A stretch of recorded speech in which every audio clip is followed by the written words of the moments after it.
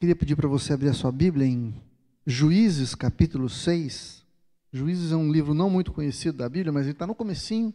No comecinho da Bíblia você já vai encontrar Juízes. Vamos ler a partir no capítulo 6.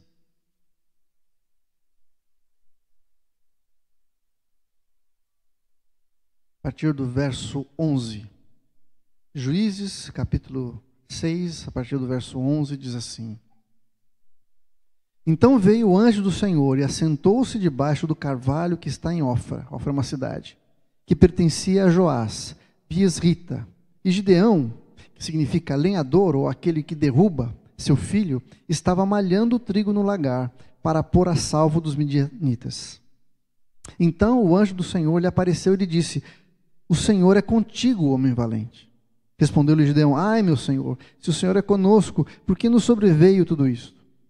E que é feito de todas as suas maravilhas que os nossos pais nos contaram, dizendo: Não nos fez o Senhor subir do Egito? Porém agora o Senhor nos desamparou e nos entregou nas mãos dos midianitas. Então se virou o Senhor para ele e lhe disse: Vai nessa tua força e livra Israel das mãos dos midianitas. Porventura não te enviei eu? E ele lhe disse: Ai, meu Senhor, com que livrarei Israel? Eis que a minha família é a mais pobre em Manassés, e eu o menor da casa de meu pai. Tornou-lhe o Senhor: Já que estou contigo, ferirás os midianitas como se fossem um só homem. Até aí. Eu sei que tem um monte de coisa aqui que talvez a maioria de vocês não tenha entendido, não faz parte do nosso dia a dia. Então eu vou explicar um pouquinho o contexto do que está acontecendo aqui. O povo de Israel ficou cativo no Egito durante 400 anos. Moisés foi levantado por Deus para livrar o povo do Egito e levar para uma terra que Deus havia prometido de dar para ele. E nesse processo de ir até a terra prometida, levaram 40 anos. Moisés, que era o líder, não chegou a entrar na terra prometida. Ele morreu antes. Mas Deus levanta um outro homem chamado Josué, que era uma pessoa que andava com Moisés durante muito tempo. Era seu aprendiz.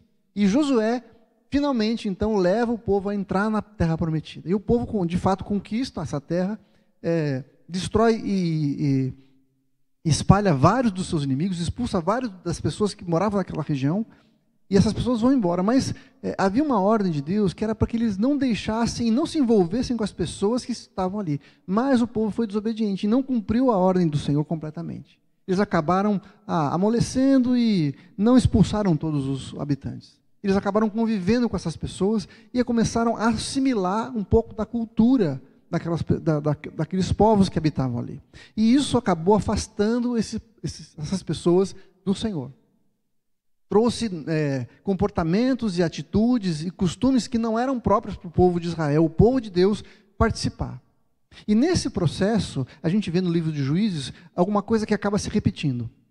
O povo se afasta de Deus, porque está longe de Deus. Deus permite que os outros povos os dominem, os persigam, e aí esse povo que se sente perseguido, está sofrendo, está sendo explorado pelos outros povos, começa a clamar a Deus.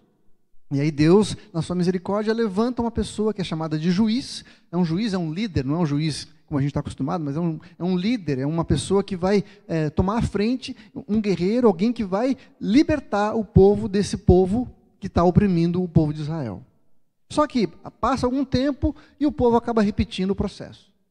Ele se afasta do Senhor, começa a adorar outros deuses, e aí vem de novo o afastamento de Deus, e por causa disso o povo começa a sofrer perseguição novamente, e aí repete. O povo se arrepende, busca Deus, e Deus levanta um juiz. Nesse momento aqui que a gente está lendo, Deus começa a levantar Gideão. Gideão vai ser um dos juízes. O juiz anterior foi uma mulher chamada Débora. Débora foi uma juíza que foi levantada por Deus para livrar o seu povo da perseguição que eles estavam sofrendo. E houve paz durante 40 anos. Durante 40 anos o povo ficou servindo a Deus direitinho. Mas, nesse momento, eles começam a se afastar novamente do Senhor. E o texto diz, lá no comecinho do livro de Juízes, que Deus permitiu que os midianitas oprimissem, então, o povo de Israel. O que estava acontecendo era o seguinte: durante 7 anos, todo o povo, toda a colheita de Israel que acontecia, toda vez que eles colhiam os mantimentos do campo, ou os seus animais davam crias, os midianitas vinham como uma nuvem de gafanhotos e levavam tudo embora. Eles ficavam completamente perdidos, sem recursos. Então, o povo de Israel estava durante 7 anos vivendo essa história. Sofrimento, luta, estavam passando por dificuldades, escassez, porque tudo que eles produziam era roubado pelos midianitas. E nesse momento o povo, então, mais uma vez, se arrepende e fala: Senhor, vem livrar o teu povo, tem misericórdia de nós. E nesse momento, então, Deus se apresenta a Gideão. E é nesse momento em que a gente leu, nesse exato momento que está acontecendo, é o que nós acabamos de ler. No versículo 11 diz que um anjo do Senhor veio e se assentou debaixo do carvalho de Ofra, que pertencia a Joás. E Gideão, esse homem, que significa aquele que derruba, que era filho de Joás, estava malhando trigo no lagar. Você provavelmente não sabe o que é malhar o trigo e também não sabe o que é lagar, sabe? Não? Então eu vou explicar para você. Malhar o trigo é o processo em que você pega o trigo, o grão de trigo, e tira da sua espiga, do ramo de onde ele nasce. Você tem que separar o trigo, a semente, do que envolve o trigo. E esse processo não é feito no lagar. É feito no que eles chamam de eira, é um lugar alto e aberto, onde o vento ajudava a espalhar a palha do trigo. Então o que eles faziam? Eles esfregavam o trigo, separava o grão da palha, jogava isso para cima, o vento soprava, a palha ia embora e eles ficavam só com o trigo. Só que esses lugares eram lugares muito vulneráveis, porque todo mundo podia ver. E provavelmente os midianitas iriam enxergar que alguém estava malhando o trigo ali. E por causa disso, aquela pessoa que estava malhando o trigo provavelmente seria roubada do trigo que eles estavam produzindo. Então, Gideão, o que ele fez? Ele foi para o lagar, que é um lugar fechado, que é um lugar onde você amassa a uva para fazer o vinho. Então ele está num lugar separado, lugar que não é o lugar normal. E neste lugar vem, então, o anjo do Senhor para chamar Gideão para fazer alguma coisa. Sabe, Deus chama aqueles que são os improváveis. Deus chama as pessoas menos capacitadas para fazer a obra dele, porque Ele quer que a honra toda seja do Senhor e não nossa. Do começo da Bíblia até o final, é comum você ver aquele que é o menos provável ser chamado por Deus. Várias vezes, não sei se você sabe, mas o filho primogênito tem muito mais importância naquela cultura do que os outros filhos. Tanto que ele recebe a maior parte da herança. A maior parte da herança é do filho primogênito, só por ele ter nascido primeiro. Ele que é o responsável pela casa, que vai assumir o lugar do pai. Mas muitas vezes, Deus não usa o primogênito, usa o segundo, ou terceiro, ou último filho, como aquele que vai fazer alguma coisa importante para o Senhor. Várias vezes, Deus chamou a mulher que não podia ter filhos, a mulher que era estéril, para se tornar alguém que fosse abençoar e fosse ser a mãe, de fato, do povo de Israel. Assim como aconteceu com Sara, por exemplo. Sara era uma mulher estéril, mas Deus chamou essa mulher e fez algo sobrenatural na vida dela para que ela pudesse ser, então, a mãe do povo de Israel. É comum que Deus chame aqueles que são fracos, aqueles que são incapacitados, aqueles que não têm prestígio nenhum para fazerem a obra dele. Nesse momento, então, quando Deus faz esse chamado e se apresenta para Gideão, ele fala assim: o Senhor é contigo, homem valente. E essas duas afirmações, quais sejam? Que o Senhor estava com Gideão e que ele era valente. Essas duas coisas Gideão refutou, falou assim: Senhor, se o Senhor está comigo, ou está conosco, como que tudo isso está acontecendo com a gente? Como é que o Senhor explica todas essas histórias que eu ouvi desde criança a respeito do Senhor ter livrado o povo do Egito, se a gente está sofrendo tanta perseguição? E eu ser valente? Eu sou o menor, eu faço parte da menor família de Manassés, dessa tribo. E dessa família eu sou o menorzinho, eu sou o último, eu sou o mais insignificante. Então, Gideão refuta as duas afirmações que o anjo do Senhor faz. Primeiro, que o Senhor estava com ele, e segundo, que ele era valente. Mas é justamente esse homem que o Senhor chama. A imagem que Gideão tinha a respeito de si mesmo era a pior possível. Como eu falei, ele falou assim: eu sou da menor família de Manassés. E além de eu ser da menor família, eu sou o mais insignificante. É como se ele falasse assim: eu sou o cocô da mosca, do cavalo, do bandido, à meia-noite na estrada escura. Sou nada. Ninguém dá nada para mim.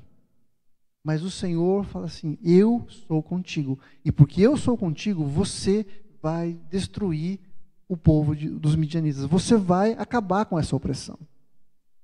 Mas lembre-se que Gideão estava sofrendo isso há 7 anos. Ano após ano, ele ia lá, plantava, fazia tudo que ele tinha que fazer para poder colher a sua colheita, e quando ele colhia, tudo era roubado. Você imagina você repetir o mesmo processo de perda ano após ano? Imagina como que estava o coração desse homem. Ele estava desanimado, ele estava sem perspectiva, ele estava com medo, ele estava escondido. Ele não estava na eira, no lugar alto, ele estava no lugar escondido, fechado para que ninguém o visse. E começando mais um ano, eu fiquei pensando que muitos de nós talvez estejamos na mesma situação. A gente começa mais um ano, como eu falei na quarta-feira, na terça-feira, com a expectativa de que alguma coisa nova possa acontecer, não é isso? Todo começo de ano a gente tem, lá no fundo, as nossas esperanças renovadas. Bom, agora tem mais uma chance da coisa dar certo. Mas Gideão estava ano após ano tendo as suas expectativas frustradas, se sentindo incapaz, indigno, sem forças, sem esperança. E talvez alguns de nós aqui estejamos nos sentindo da mesma forma. Incapazes, sem força, sem esperança. Você pode estar dizendo assim: eu já vi esse filme. Todo ano a mesma coisa. Eu começo dia 1º de janeiro falando que eu vou começar uma dieta. No dia 4 a dieta já foi para o saco. Vou começar a ir para a academia. Na segunda semana você já desistiu. Não é isso? E essas são coisas bobas, gente. Mas quantas coisas da nossa vida precisam ser renovadas e a gente está completamente sem forças? Quantas coisas a gente precisa deixar de lado? Quantos desafios a gente tem pela frente que a gente não encontra forças para resolver, para fazer, para atacar? Eu quero mostrar para vocês que Gideão foi instruído pelo Senhor a cortar o mal pela raiz. Talvez a gente achasse que o problema eram os midianitas estarem roubando o povo de Israel. Talvez você esteja achando que o grande problema é que você não tem um bom salário. Talvez você esteja pensando que o seu grande problema é que você não casou com a pessoa certa. Talvez você esteja pensando que o seu grande problema seja que você não tem as habilidades que você precisava para poder dar conta das coisas que você tem para fazer. Mas eu quero te dizer que esse não é o grande problema. Na verdade, esses são sintomas de um grande problema muito mais profundo, que é o que eu vou falar para vocês daqui a pouco. A gente precisa aprender a buscar em Deus, não resolver os sintomas dos nossos problemas, mas enxergar no Senhor como atacar aquilo que de fato nos prende, aquilo que de fato nos coloca para baixo, aquilo que de fato tira a nossa energia, suga a nossa energia, rouba as nossas forças. Os midianitas eram uma consequência de alguma coisa mais profunda que eles estavam sofrendo. Então, se Deus faz um chamado a alguém improvável, o próprio Gideão fala assim: Senhor, eu não tenho a menor condição de fazer isso. Quem sou eu? Quem sou eu para lidar com um chamado desse? Porque eu estava esperando que o Senhor fizesse alguma coisa. Eu ouvi histórias maravilhosas a respeito do Senhor, mas o Senhor nos abandonou. E a primeira coisa que a gente precisa entender é que não foi o Senhor que os abandonou. Porque toda vez que o povo clamava pelo Senhor, o Senhor se levantava para trazer a libertação para eles. Na verdade, foi o povo que se afastou do Senhor. E começaram a adorar um Deus que não era o Deus verdadeiro, que era Baal. Eu fiquei pensando, por que o povo de Israel, durante tanto tempo, ficou tão seduzido por Baal, que era um Deus pagão? Baal é aquele Deus que representava o Deus da abundância, o Deus da chuva, o Deus da fertilidade. Era como se o povo de Israel ficasse seduzido pela possibilidade de poder controlar aquilo que eles iam receber. Esse Deus era um Deus que atendia aqueles que ofertavam para ele. Esse Deus era um Deus que prometia abundância, que prometia fertilidade para as pessoas. Então o povo de Israel ficou seduzido por essa possibilidade. Quando na verdade o Deus Todo-Poderoso é o nosso Deus, é o Deus Jeová. Que está acima de qualquer outro Deus. Mas o povo de Israel ficava seduzido, querendo tentar controlar aquilo que ia acontecer com eles. Colocava Baal no lugar de maior importância na sua vida. Agora você pode estar pensando assim, mas o que eu tenho a ver com Baal, Neto? A gente está no século 21, não tem mais Baal, ninguém mais pensa em Baal. Mas lembre-se do seguinte, que Baal representa o Deus que controla a prosperidade. É o Deus que controla a fertilidade, que controla as chuvas. Que Deus seria esse se a gente transportasse para o nosso dia de hoje? Quem é aquilo? O que é aquilo aonde a gente coloca a nossa esperança? Quem é o Deus onde a gente coloca a nossa expectativa de provisão, de suprimento? O que é aquilo que a gente procura agradar para que a gente tenha no dia a dia? Talvez a nossa carreira, talvez a nossa conta bancária, o quanto eu ganho, o quanto eu faço, o quanto eu estudei. Talvez a nossa própria família, que garante para nós a nossa estabilidade emocional, a nossa estabilidade financeira muitas vezes, a nossa segurança. Todos os ídolos começam como sendo coisas boas. Uma família é uma coisa boa em si mesma, mas quando ela ocupa o lugar do Senhor, ela perde a sua importância. Ela rouba algo que é muito especial, que é o lugar de Deus. Nada pode ocupar o lugar do Senhor. E como eu vou mostrar para vocês, Deus tratou com Gideão exatamente essa questão. Se a gente pular lá para o versículo 25 do capítulo 6, depois que Gideão conversou com o anjo e foi levado recebeu essa ordem de lutar contra os midianitas, diz assim no versículo 25: naquela mesma noite lhe disse o Senhor: toma um boi que pertence a teu pai, a saber, o segundo boi de 7 anos, e derruba o altar de Baal, que é de teu pai, e corta o poste ídolo que está junto ao altar. E edifica ao Senhor teu Deus um altar no alto deste baluarte, em camadas de pedra, e toma o segundo boi e o oferecerás em holocausto com a lenha do poste ídolo que vieres a cortar. Naquela mesma noite, o anjo do Senhor chegou para Gideão e falou assim: olha, eu falei para você que você vai derrotar os midianitas, mas tem uma coisa que precisa ser derrotada antes de você lutar contra os midianitas. Você precisa consertar uma coisa na sua vida, que é aquele a quem você adora. Gideão era filho de um homem que era um homem idólatra, que provavelmente que era do povo de Israel, que pertencia à tribo de Manassés, e portanto conhecia o Deus que havia tirado o povo do Egito, de quem tinha recebido a ordenança de como deveria adorar, mas também era um homem que tinha um altar para Baal, para esse Deus que eu falei para vocês. Na casa dele tinha um altar para um outro Deus. Tinha um poste ídolo, tinha uma outra entidade ali para quem ele dava culto, prestava culto também. E antes de destruir aquilo que era o sintoma do problema de Gideão, ou do povo de Israel, Deus leva Gideão a se levantar contra a causa do problema. A causa do problema era a idolatria que aquele povo estava vivendo. Aquele povo havia se afastado de Deus. E a gente vai ver que essa atitude de Gideão tem várias consequências e tem várias áreas que ele precisava tratar na sua própria vida. Ele fala assim: olha, você vai até a casa do seu pai e vai derrubar o altar que tem lá de Baal, dentro da casa do seu pai. Dentro da tua família tem idolatria que você precisa tratar. E aqui fica a nossa primeira lição. Muitas vezes, para a gente ter um relacionamento profundo com o Senhor, com Deus, a gente vai ter que se levantar contra coisas da nossa própria família. Tradições da nossa própria família, que a gente está acostumado a fazer, que a gente acha normal fazer. Por quê? Porque a gente sempre fez. A nossa vida toda, a gente conviveu com aquela coisa, com aquela idolatria, que a gente não fazia ideia do que era. A vida inteira a gente teve atitudes que não agradavam a Deus e a gente não estava familiarizado, não percebia disso.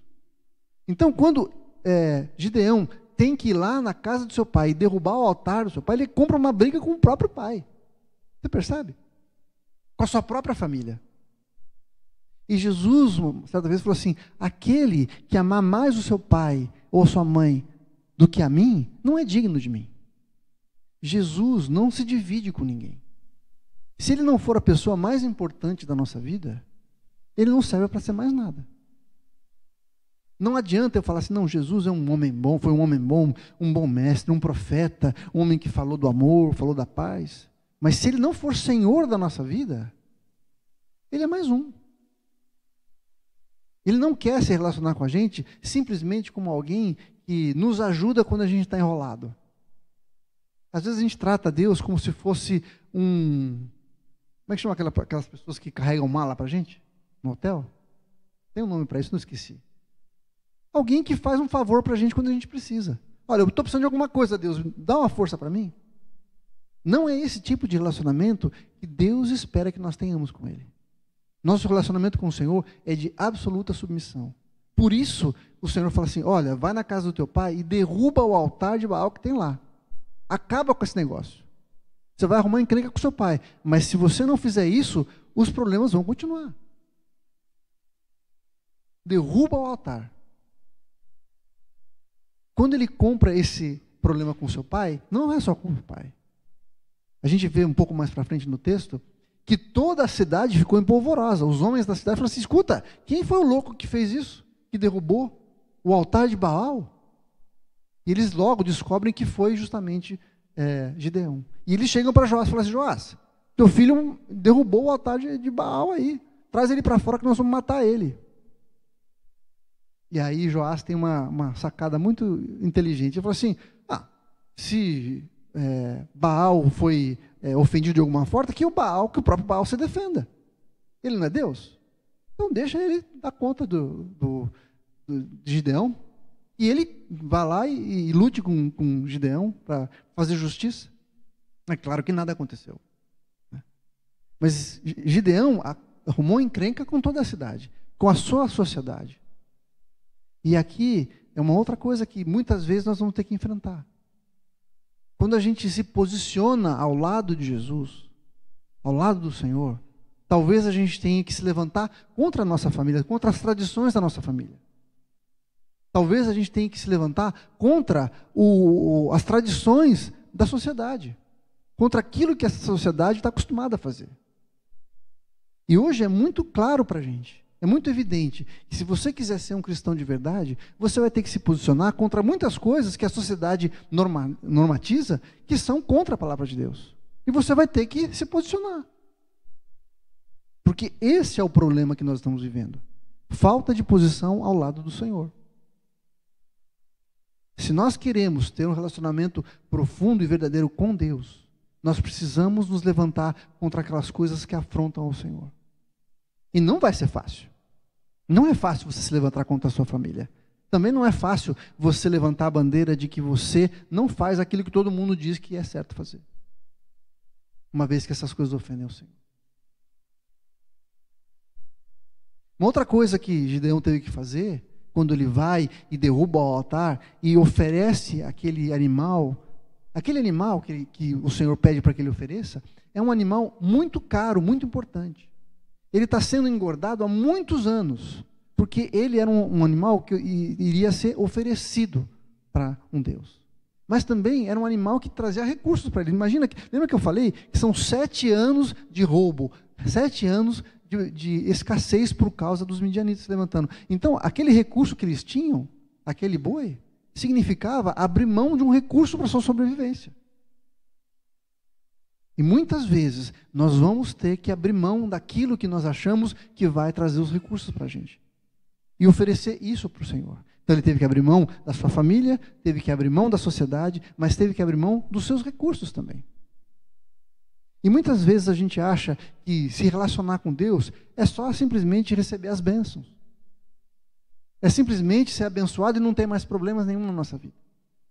Mas o relacionamento que a gente tem com Deus vai muito além disso. O relacionamento com Deus é um relacionamento, em primeiro lugar, de entrega. Eu estou me dando para Deus. Não tem nada mais importante que você tenha que não seja você mesmo, além de você mesmo. Não é o seu dinheiro, não é a sua família, mas é o seu coração. E o relacionamento com Deus exige que nós nos entreguemos a Ele. Nos submetamos à sua vontade. Quando a gente se afasta do Senhor, quando a gente deixa de dar para Deus o louvor e a honra que lhe é devido, a gente coloca imediatamente no lugar algum ídolo. O nosso coração anseia e precisa adorar alguma coisa. Nós somos gerados, nós somos configurados dessa maneira. Aquilo que nós adoramos é aquilo que vai nos ter. Lembra que eu falei? Que aonde estiver o teu tesouro, ali estará o teu coração. Então, se eu adoro a Deus, se eu me submeto ao Senhor, é o Senhor quem vai ter a minha vida. Mas se eu me submeto ao dinheiro, se eu me submeto à posição, à família, é isso que vai me controlar. E o Senhor está chamando a gente para cortar o mal pela raiz, a nos levantar e derrubar o altar de Baal. Essas figuras servem para nos ajudar. Talvez você esteja pensando assim, mas que altar eu tenho na minha vida que eu preciso derrubar? Peça para o Senhor falar para você. Peça para o Senhor mostrar para você aquilo que tem roubado o lugar do Senhor na sua vida. Uma dica é a seguinte: aonde você gasta o seu tempo, aonde você gasta o seu dinheiro, muito provavelmente é o seu Deus. Aquilo que você tem mais medo de perder é o seu Deus. Aquilo que você fala assim, sem isso eu não vivo. Isso é o seu Deus. E para que o Senhor possa ocupar o lugar, nós precisamos derrubar esse altar. E pegar o recurso e sacrificar ao Senhor. Criar um altar para o Senhor. E no texto ele fala assim, você vai derrubar esse altar e vai construir um altar para mim. De pedras. Construir um altar fala de um processo. Alguma coisa que você vai fazer com esforço da tua parte. Você vai ter que se dedicar para fazer. Um relacionamento com Deus é construído dia a dia. Relacionamento com Deus não é alguma coisa que você toma uma poção mágica hoje e amanhã você já é outra pessoa. A gente não pode perder de vista que nosso relacionamento com Deus é dado pela graça. É o Senhor que nos encontrou, é Ele quem vem ao nosso encontro. Mas Ele espera que nós respondamos a sua vinda até nós, com a gente se dedicando ao Senhor também, fazendo a nossa parte. Não dá para comprar nossa salvação. Não dá para a gente ser bons o suficientes para sermos aceitos por Deus. Tudo isso é graça de Jesus sobre a nossa vida. Ele pagou o preço, o sacrifício que Ele fez por nós. É isso que nós celebramos. O ato de Jesus ter pago o preço do nosso pecado no nosso lugar. É isso que Ele nos comprou. Ele nos levou até Ele pela sua graça. Mas nós precisamos construir esse altar. Nós precisamos dia a dia colocar as pedras aonde nós vamos derramar a nossa própria vida. A oferta somos nós mesmos. Sermos colocados no altar para oferecer a nossa vida para o Senhor. Depois que ele então derruba o altar de Baal, ele corta o poste ídolo, constrói o altar para Deus e usa aquele poste ídolo como combustível para queimar a oferta que ele ia colocar naquele altar que ele construiu. No verso 34 diz assim: então o Espírito do Senhor revestiu a Gideão, o qual tocou a trombeta e os abiesritas se juntaram após ele. Naquele momento, o Espírito de Deus se apossou de Gideão, entrou nele e o capacitou para fazer a obra que o Senhor tinha falado lá no comecinho do texto que eu falei, para lutar contra os midianitas, como se fosse um só homem. E sabe o que aconteceu? Ele juntou, porque ele tocou essa trombeta, e porque ele fez o que ele tinha feito ali, 32 mil homens se dispuseram a lutar contra os midianitas. Mas isso é tema para uma próxima mensagem. Eu quero mostrar para você o seguinte, que quando nós recebemos o chamado do Senhor, nós nos dispomos a servi-lo, Ele nos capacita. Mas o primeiro passo é quebrar os vínculos que nós temos com outros deuses. quebrar os altares que nós mesmos erigimos para outros deuses. Mais uma vez, o Deus do dinheiro, o Deus da pornografia, o Deus da nossa família, o Deus dos relacionamentos, aquelas coisas que a gente não quer perder, aquelas coisas pelas quais a gente vive, que a gente acorda pensando, sabe? Se a gente não trocar o foco, se a gente não trocar o nosso altar para o altar do Senhor, a gente vai continuar preso nessas coisas e vai continuar sofrendo as consequências. Não adianta ficar lutando contra a midianita se você não cortar o mal pela raiz. E qual é o mal? A idolatria. Os midianitas começaram a perseguir Israel por causa da idolatria. Se eu não cortar a idolatria, eles vão continuar, vez após vez, tentando me derrubar, tentando me perseguir.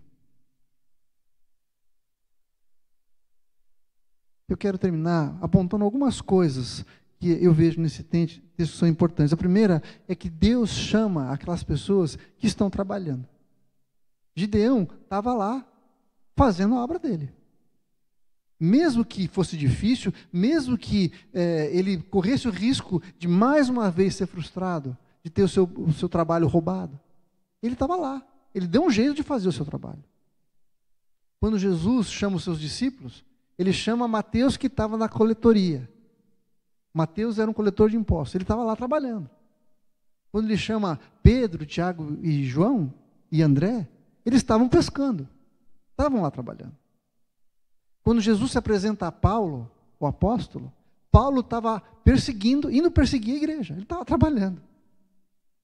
Então, muitas vezes a gente pode se esconder atrás das dificuldades e falar assim, não dá para fazer, não consigo, não adianta fazer mais isso. Mas é nessa hora que nós nos dispomos, é que o Senhor nos chama. Deus chama aqueles que são os incapazes, chama aqueles que são os mais insignificantes, mas Ele capacita essas pessoas. Lá em Mateus 4,19, quando Jesus chama aqueles homens que estavam pescando, Ele fala assim, vinde após mim, e eu vos farei pescadores de homens. Eu vou capacitar vocês a fazerem aquilo para o qual eu estou chamando vocês.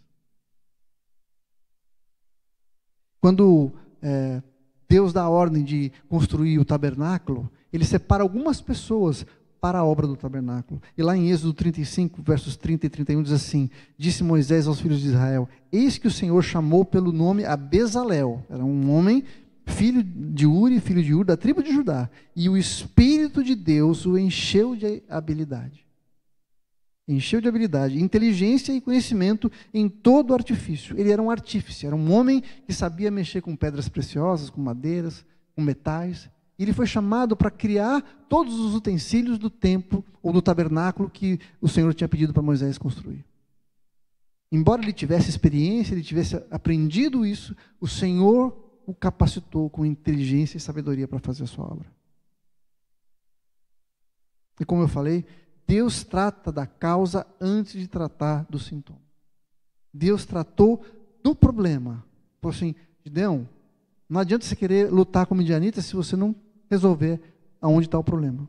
Vai lá e derruba o altar de Baal. Corta o poste ídolo. E constrói um novo altar para o Senhor. Algumas pessoas têm dificuldade com algum vício ou com algum tipo de comportamento que não agrada a Deus. E às vezes essas pessoas tentam de todas as maneiras se livrar disso. Mas saiba que se você não substituir esse comportamento por algo da parte de Deus, você vai continuar caindo no mesmo erro. A gente precisa substituir uma coisa por outra. A Bíblia fala assim, aquele que roubava, não roube mais. Antes, trabalhe. Você substituiu o roubo por trabalho. É assim que funciona. A gente não substitui os maus hábitos sem criar outros que os substituam. O Senhor nos leva a uma nova vida. E foi isso que Jesus quis dizer quando Ele disse que nos daria vida e vida em abundância. Se você quer experimentar um relacionamento profundo com o Senhor, se você quiser parar de sofrer as afrontas dos seus inimigos, como a gente viu aqui no texto de Juízes, Se você quiser parar de perder as coisas que você tem conquistado com o suor do seu trabalho, você precisa cortar o mal pela raiz. E qual que é o mal? A idolatria. Aquilo que nos afasta do Senhor. Aquilo que ocupa o lugar de Deus. Talvez para isso você tenha que se levantar contra as tradições da sua família. Talvez, por causa disso, você tenha que se levantar contra tudo aquilo que o mundo, que a gente vê na sociedade, no dia a dia. Você vai ser o esquisito, vai ser o estranho. Mas tudo bem, não tem problema. Porque quando a gente se posicionar assim, o Senhor vai nos encher do seu Espírito. E vai nos capacitar a viver a vida que Ele tem para nós.